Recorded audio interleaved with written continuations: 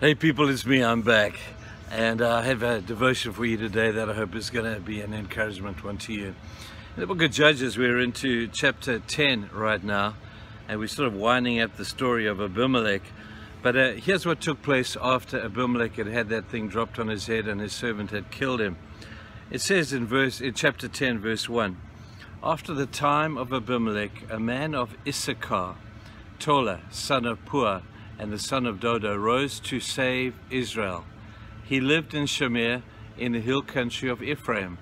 He led Israel 23 years, and then he died, and he was buried in Shamir. He was followed by Jair of Gilead, who led Israel 22 years. He had 32 sons who rode 30 donkeys. He had 30 sons who rode 30 donkeys. They controlled 30 towns in Gilead, which is to this day are called Havroth Jair.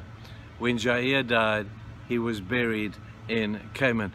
Now, interesting, amongst all these other superstar heroes that we've got there, of the Gideons and all of these amazing people, all of a sudden we have these two people, this is guy coming out of the line of Issachar and this man called Jair.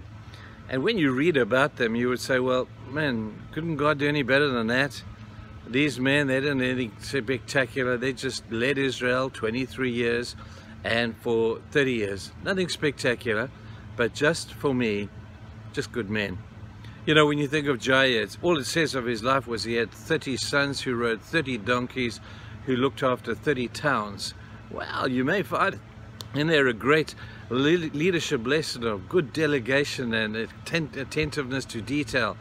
But in the basic, what they're really saying is that God uses ordinary people. When you think that for 23 and for 20 years, that's 43 years, that's a whole generation. These two men led Israel, and yet there was nothing spectacular about them. Just good, solid people. Now I'm going to talk to you as a pastor today and just say to you, I'm so grateful for solid people. I'm so grateful for our church. Where would our church be if we didn't have the solid people out there?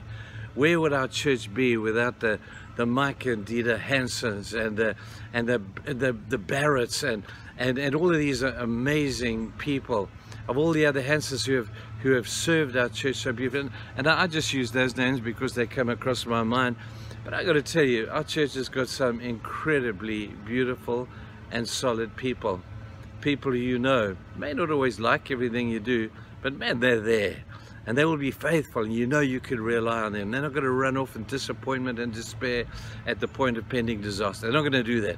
They will be there. So I'm just so grateful for the Billies and the Marks and the others who stand beside us in our eldership, for our pastors, for Jeff and for Mike and Errol and for others, just so many good men and women who stand with us in our cause of Christ. Now, for many of us, we would look at the church and we see, well, man, probably many churches today are looking for these up-and-coming young whippersnapper pastors who can preach up a storm and lead us.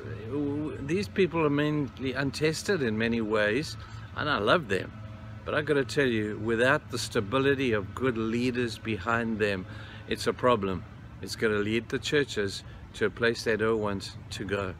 So today, I want to say thank you to the foundation people in our church, to the pillars of the church who have been there through up and down and thick and thick. Just good people, and a whole lot more as well. But the stability of just having those wonderful people is there. We need that.